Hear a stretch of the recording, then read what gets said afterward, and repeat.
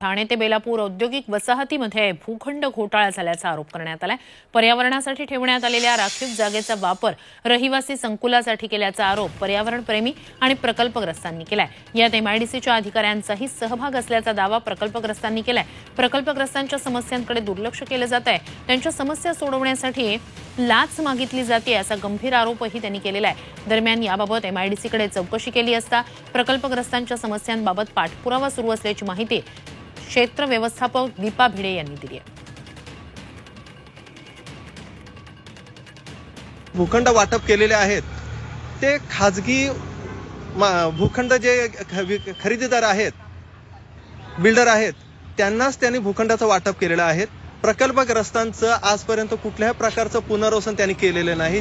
मला अजून प्लॉट देत नाहीत, सांगतात का जागा नाही, परंतु प्रकल्पग्रस्तांना कुठेही प्लॉट देतात, मोठे मोठे एकरान प्लॉट देतात, आमच्या जागा नाही।